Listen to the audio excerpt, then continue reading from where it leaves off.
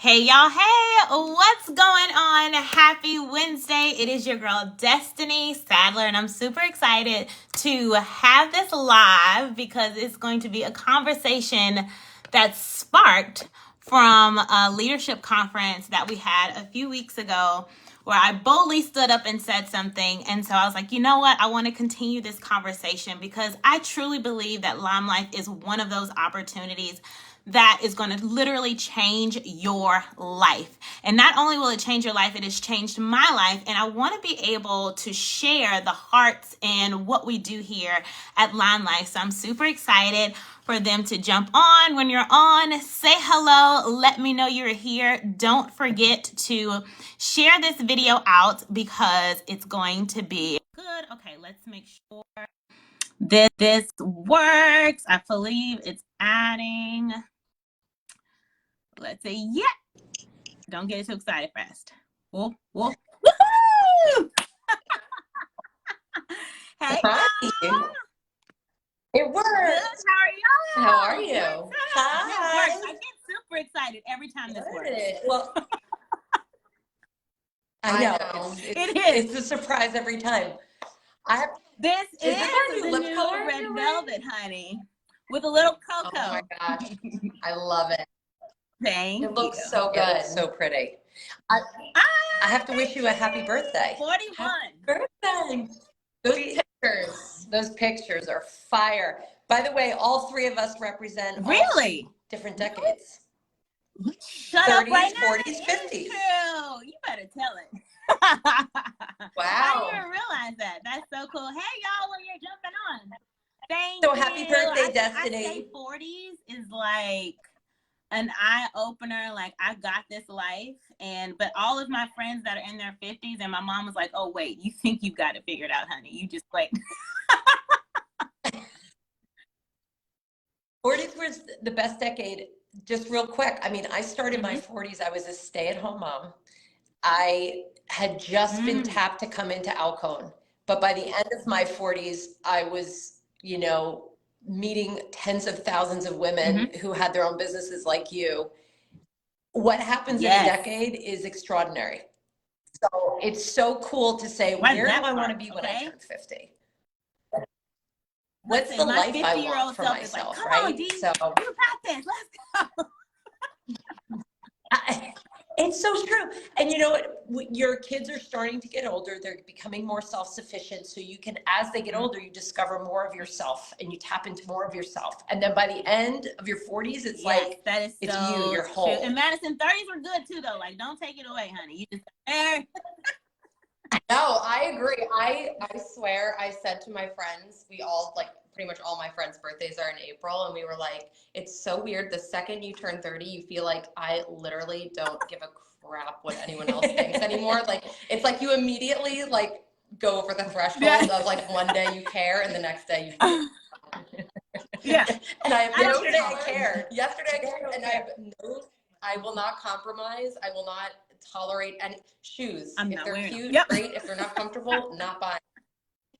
Like, no compromise here. True. Okay, so I wanted to have this conversation because I stood up at leadership retreat and Madison was there sitting in the back, and I was so hesitant to say it, but I will say this before I even say the statement. I felt so comfortable with saying it. And I believe in my 40s now that, having these conversations and being the catalyst of change, you have to be able to have these conversations openly. So I appreciate the room and just you all being so open for me being able to say, and something that I've heard a lot is, you are making a bunch of money for these white women. And being so, it is true, y'all are white. But also too, can't deny that. Can't deny that. But I also love the fact that from day one, since I have stepped into the door, you all have been open and backing the play for women of color. So from your perspective, like, one, what did you think when you heard that statement? Like, that's the first question. What did you think when you heard that? Our first reaction is we wish we were making money, but we're constantly reinvesting any money that is earned through Limelife back into our sales field, because everything that we want to do, you know, we're still growing. We've been around for almost 8 years now, but we really do feel like we're just getting started and just scratching the surface. And there's a lot more that we want to do. Like, our vision for Limelife is very big, and it's not going to happen without investing in important areas that we value, like making sure we're being inclusive, making sure we're building a community built on integrity, community trust, amazing products. All of that does not come cheap. And it's really funny because I remember I said to you, Destiny, something that I've really never thought about up until just this very moment, but that being an inclusive brand is very expensive. And it's such a bummer that that's the case, because you expect everyone to just think about being inclusive as something that you don't have to think about it. You just do it because it's right, you know? But our manufacturers, this is something I told you, on like our foundation shades, the shades that we collaborated with Danessa on. This year, we unfortunately we're gonna be approaching an expiration date on those products. And our manufacturers, all of our manufacturers, require you to purchase a minimum amount of shades. So to be an inclusive brand, you have to invest heavily in these shades and expect them to sell. And sometimes they don't. And then you're wasting product. And it's like, it's this ebb and flow of like, you know, you have to do it because you want to do what's right and make an opportunity and a product accessible and equal for everybody. But you have to also accept that it's going to come at a price sometimes until you know, we grow this team. Until you're $1 billion brand, and then yes, but even $1 billion brands have a hard time making that decision at the end of the day. So yes, we are 2 white women that are heading up the business, but we are very aware of the importance of putting the people over the profits in this situation. And also, and it matters in beauty, because it's about, you know, for better or for worse, women relate the beauty industry with their worthiness, right? So there's a connection there. There's a deep connection there. But listen, you know, as I'm admitting that I'm 50 years old, I remember going into the store and there was literally no colors for women of color. There was no foundation. There was no posters. I mean, maybe if you went into a community of color, you might see some advertisement with women of color, but there was no marketing material around that. I mean, Alcone, our family business, was just really a big part of the Makeup Museum, which launched in New York City. And there's a wall dedicated to women of color sort of marketing and product over decades. And it's very intentionally a wall, and they call that out. They're like, there's so little happening over the years that this is literally just a wall, not a section in a museum. So I've been fortunate enough in my lifetime to look back and go, oh my gosh, I didn't realize that. And I didn't realize the effect that that was having. You know, whether it's a Barbie who's all white and the perfect figure, you know, or it's a, you know, an advertisement, or it's a supermodel or whatever. Santa, all of this, right? I mean, all of this affects how we see the world, and I will never be able to understand the a million zillion ways as a child of color how that affects me. I'll never be able to understand that. We won't be able to understand that. But we are committed to really listening and absorbing that and finding where can we be the advocates for change. Because it takes 2 things, right? It takes you, Destiny, to have a conversation with us that's open and honest and know that we're not taking this personally. Like, listen, every time I make a mistake, whether it's a microaggression or something like, you know, where I haven't been thoughtful about it and looking through that lens, every time I make that mistake, I need to be called out, and I'm open to that. But the second thing is, if we want to create change, you've got to have advocates.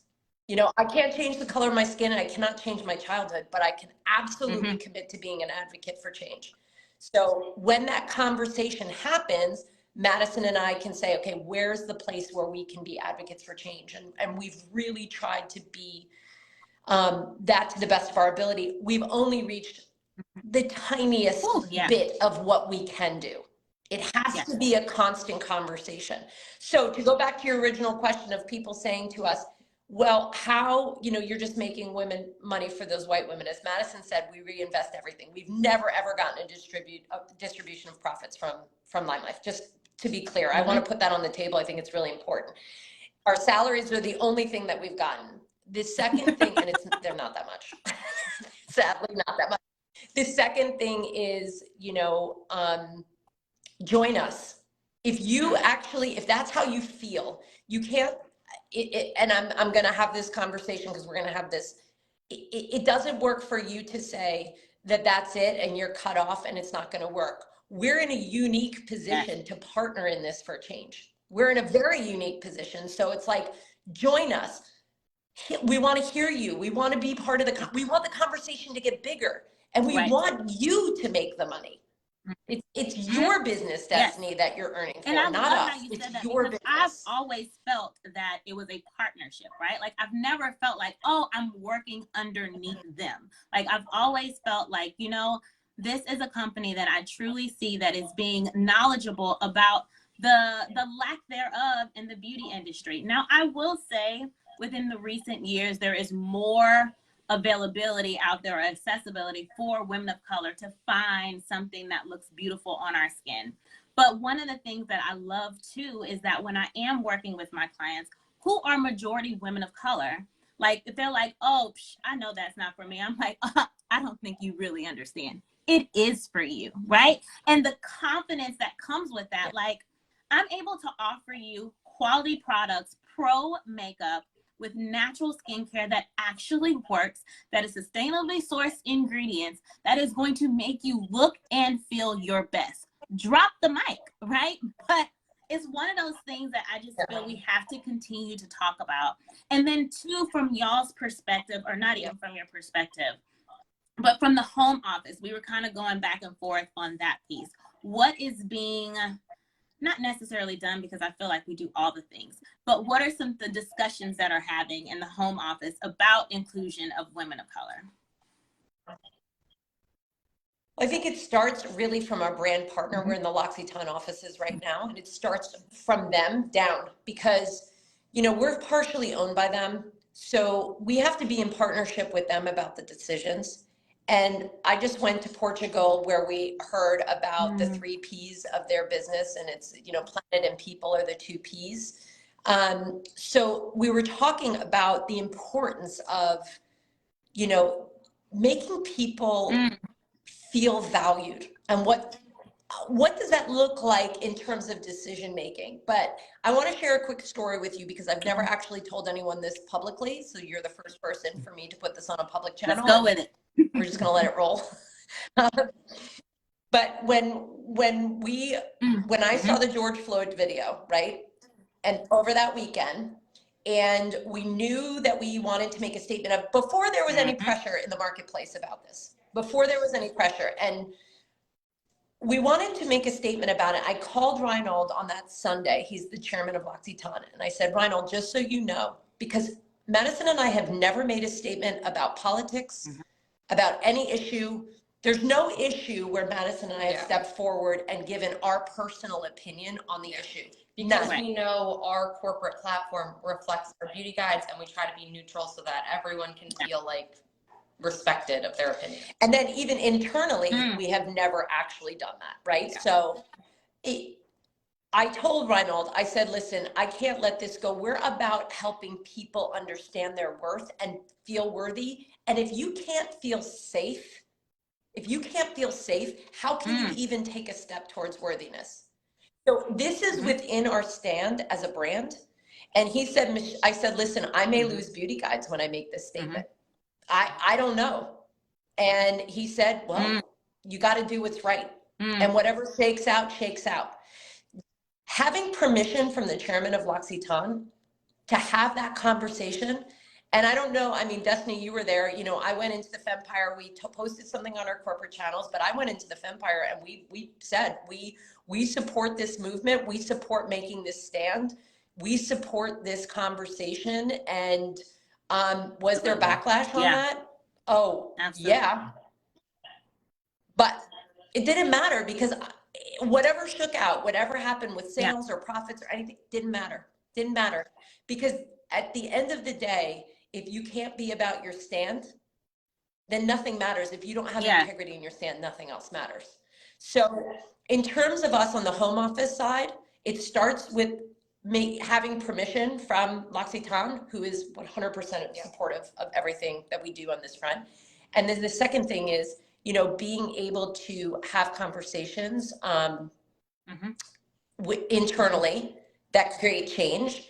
And then also being completely open and receptive to finding that space to be advocates. Did you want to add to that? Yeah, I think another thing that's just, it's always been important to us, but it continues to be even more important to us, but just making sure our home office staff is diverse and it comes from different backgrounds and experiences so that we're covering all of our bases. That's something that we definitely look at, you know, like we make sure that we're well-rounded. And I mean, we're a New York-based company. Like we are a mixing pot, different. Yeah, we're different cultures, we're different backgrounds, we're a little bit of everything. But we also recognize that, you know, our beauty guides aren't, and we're learning from, you know, our staff, from our beauty guides, from you, Destiny. Like every time you get up to the mic and share whatever it is that you're feeling or whatever your goals are, we're learning from you too. Like you are so important in that way. And we need more of you too. Yeah, our On the Rise group is super, super important to us because they're allowed to have an open space of conversation. Madison and I are not in the group, but we get all the communication that comes out of the group that we feel like is a place for us to be advocates. And, you know, at the end of the day, if we really want to change the beauty industry, honest to goodness, if you want to change the beauty industry, Limelife is the perfect platform to do it.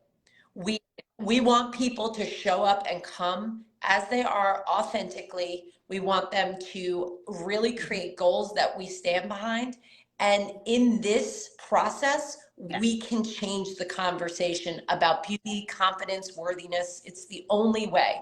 You got to jump into the ring and participate. To stand back and say, oh, there's 2 white women and I don't want to do this is not actually how we're going to create change. And the thing about it is too, is when you think about change, and it's crazy because surface level, you will think it's a product, right? Like ultimately you're like, oh yeah, it's just it's skincare. Oh, it's a cleanser. But realistically, like you're saying, it's the worthiness. It's actually seeing yourself there. And I know a lot of times, like I, for myself, was like, I saw it as an opportunity to bust open the door to be like, I don't see a lot of women that look like me. Let me go in and be that change.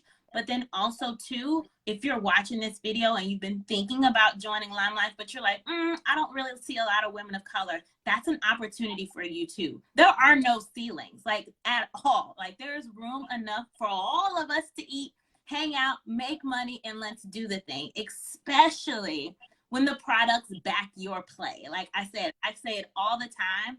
It's one of those things that you puff your chest out about. Like when you walk in a room, like, oh, Limelife, oh, it doesn't have a color. I'm like, oh no, sis, we do have a color for you, right? We have eyeshadows for you. And when you did, when y'all did make that stand after the George Floyd incident, and it was like a big, I felt like it was like a hashtag Black Lives Matter all over the place, certain companies, and then it died off.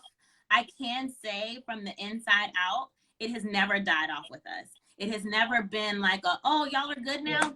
Great, keep it moving, right? It's like, do you feel a certain way? Do you want to continue to have the conversation? How do you feel? And I will just say, not just from home office, from also, you know, sideline sisters too. Like, Destiny, I want to have this conversation more. Or are you able to talk to me about this? Or I don't want to say the wrong thing. And it's like, you're not saying the wrong thing if you're coming from your heart, right? And if I can tell that, it's a difference from coming in and like being standoffish or defensive versus, okay, maybe I did say that wrong, or is it okay for me to say this? Like, the conversation needs to continue.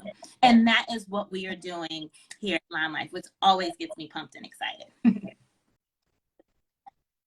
Yeah, and just from our perspective in terms of like there's so much divisiveness in the world, right? So it's you're red or you're blue. You're this or you're that. You're this, you stand for this or you stand for that. And we've stopped having conversations. And one of the things that I said, because after the George Floyd thing, I met with lots of different Zoom groups who had different perspectives and opinions. And I said to my husband, he was like, oh, you got to be exhausted, because we were like, literally, it was a highly charged, highly emotional.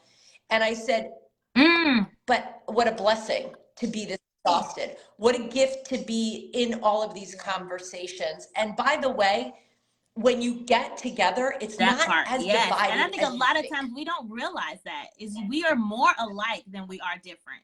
Yeah. Exactly. And I think, a perfect example of this, I thought this was so, like, we were all in tears after Dawn Myers from the Fempire Fund pitched her product, which I know if you know Destiny, and by the way, what a beautiful gift you got on your birthday from Dawn Myers, like, Clean Bill of Health. Like, thank you, Jesus. That was amazing. But when we were having this conversation, Dawn was pitching. And she said, I don't want to pitch to all these white men anymore. Like, it's not working. They don't get it. And I was like, okay, there's still a lot of white women in the Fempire Fund that you'd be pitching to. So we were like, maybe we can ask some of the women of color to come in and really just be there for the pitch. And just to make her feel comfortable, right? Like, I had to pitch Limelife in front of a bunch of men, and I didn't love that, right? So when we had this conversation, it was really interesting, I thought, because many of us had no idea about me Russia. neither at that time of the day. We didn't know. We didn't know. And we were like, wow, like, this makes so much sense to us now. And we never had that perspective on it. And then it wasn't like anything other than like, if this is such a giant pain point and this woman has a solution to end a pain point for women and women of color, like, this is great. We need to do this, right? And that day, I would say, was probably one of those days where I felt like everyone had come together for this conversation about what are the pain points and how do we solve the pain points in the most seamless way. And I would say that they were different political backgrounds, different parts of the country, different, perspectives and how much interaction they had. And then had too, with like, women of what, color. like, we are constantly, unconsciously backing the play for everybody.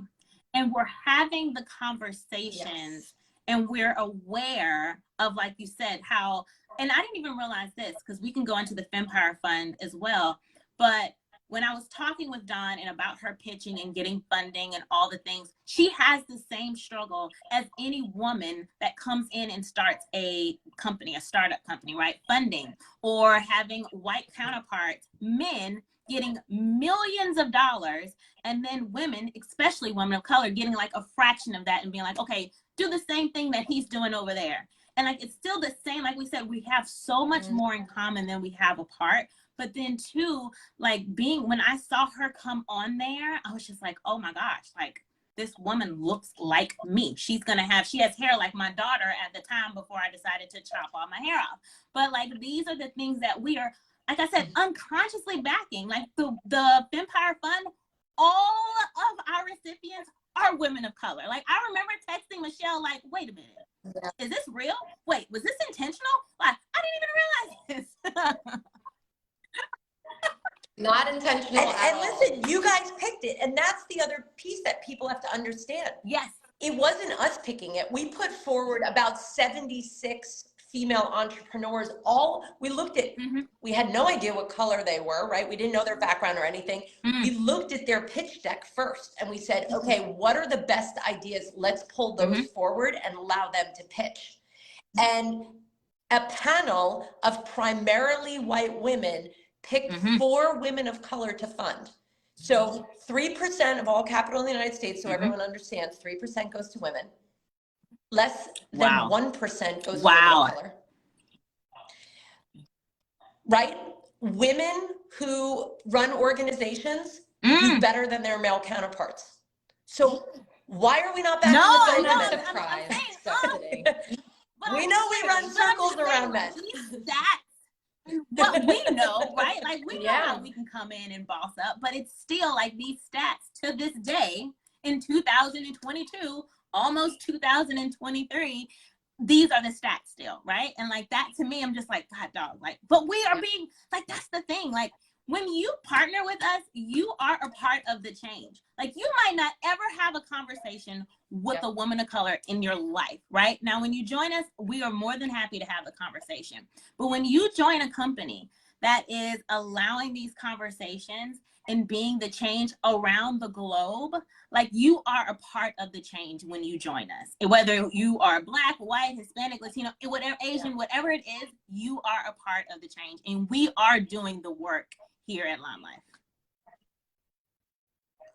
And I just want to put a pitch out there to all the white women who are watching this. Like, we need to be advocates. We need to be part of the conversation. We can't just say, okay, we're going to boycott this business or we're going to support this business. There has to be space in between to be advocates in a place that you can actually move the needle. Because saying, okay, we're boycotting all of these businesses and we're only supporting these businesses is actually kind of creating more of a division. But when you take it down the middle, now you're having a conversation. Now you're going through this change. And the thing is it's a good conversation to have. It's a really good conversation to have. And it's not always easy, but it's a responsibility. You know, as white women heading up a company, it's our responsibility to make sure that we are being aware of these things and learning and listening and being an advocate for everybody. And you can't be an advocate for everyone if you don't set aside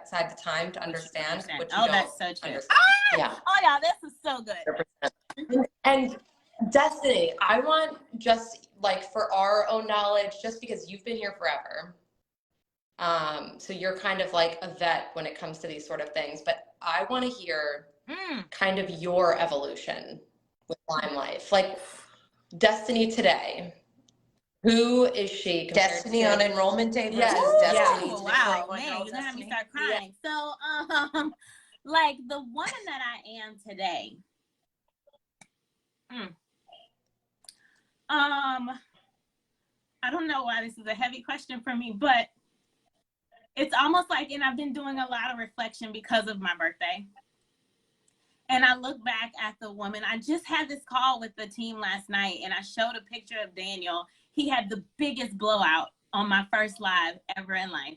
Like legit poop coming down his leg. And I heard it while I was on live, right? But it's crazy because I remember my husband used to go live all the time.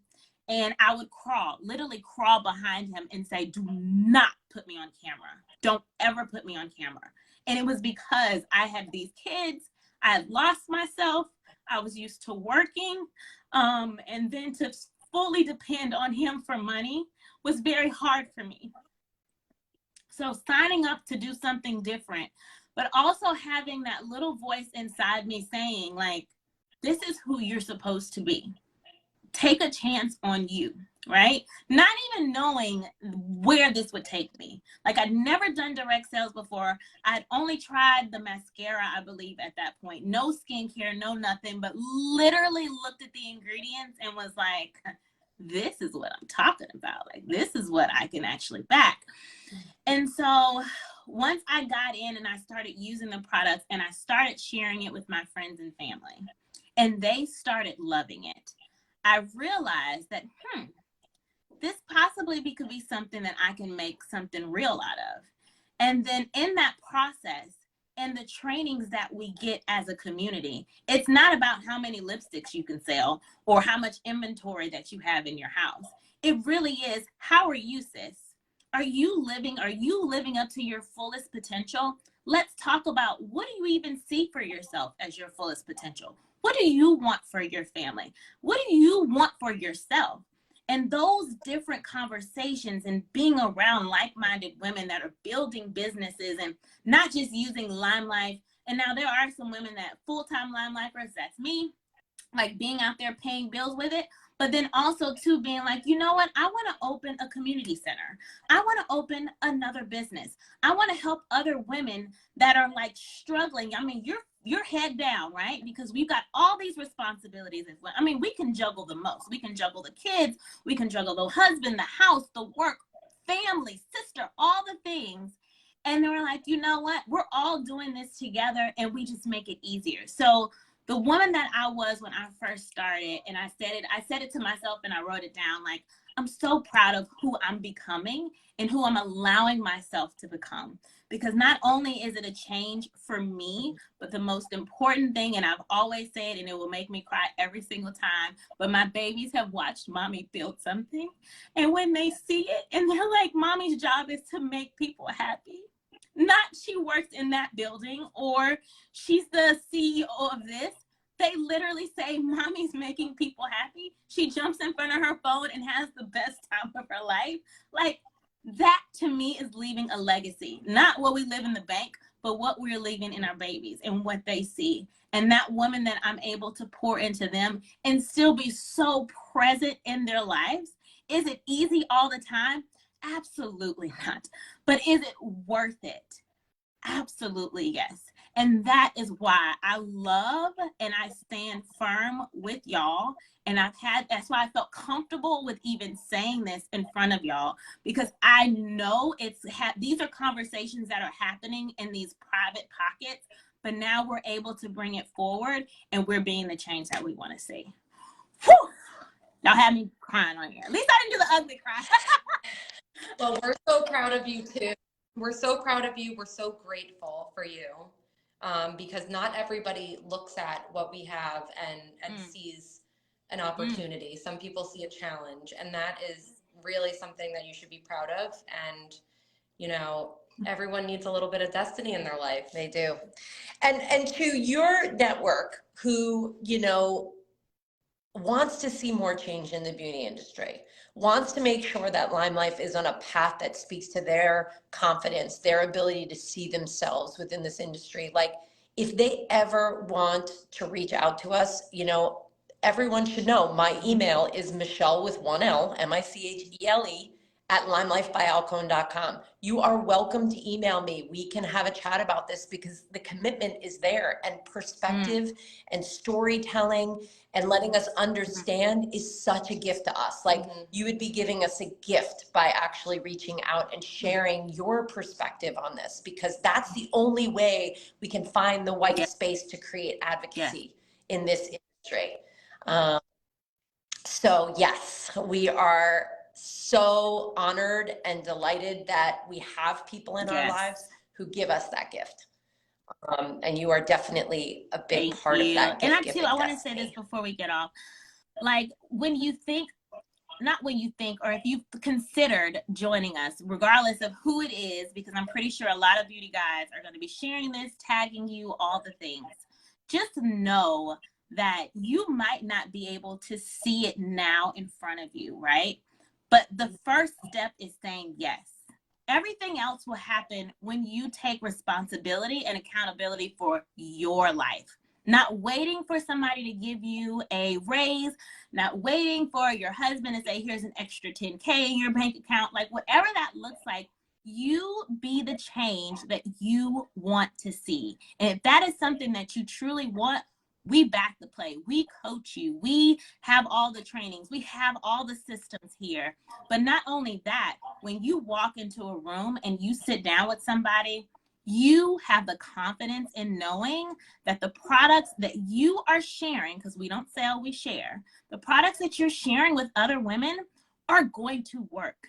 That's period. And you know that the ingredients are not going to disrupt their hormones.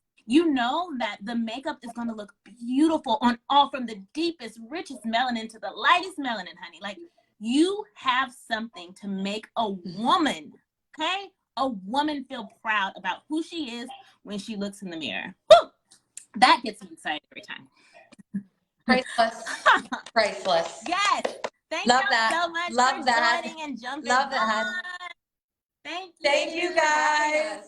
Thanks everyone who jumped on live. We so appreciate your comments and all of your viewership. So thanks for the hearts. We do. Comments. Love We really y'all. Talk appreciate to it. you later. Bye.